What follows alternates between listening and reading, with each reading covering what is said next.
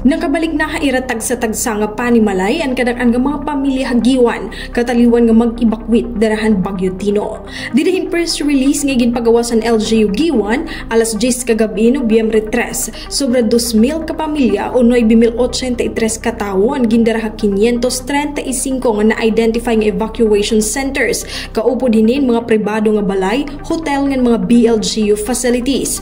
Dirahin ginpagawas nga typhoon advisory han Pag-asa alauna kaninan kaagahon usaan Giwan ha sentrohan bagyo nga may ada maximum sustained wind nga 150 km per hour. Inagin matahan bagyo abot nga Humunhon Island Gandinagat Island kagabi. Alas 4:30 kaninan aga igindeklarar ang pamunuan nga pwede na makauli ang mga residente. Nagdumara gihapon hin ocular inspection and incident command team ha mga dagko nga kalsada nga tulay sakupan bungto diin igindeklarar nga pwede na ini maagian. Wari na italang seryoso nga danyo sa mga hibang mga pasilidad sa mainland Giwan, labot ay naitalang nga 60% nga din 70% nga partially damaged houses han mga BLGUs. Ilabi na ang mga island barangays sugad din suluan, Humunhon ngan Manikani. May ada naman iba nga totally damaged. May ada pa mga danyo sa ibang nga propiedad ngan mga panano.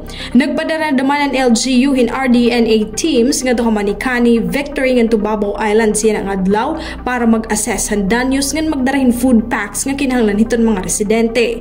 May ada naman ibang nga grupo hin RDNA teams iton igpapadala nga do ang mga isla suluan ngan Humunhon para gihapon magdarahin kaangayon nga bulig. Hapag kaya na wala pa kuryente hagiwan pero may ada gin-activate nga solar power sa munisipyo para himpadayon nga operasyon.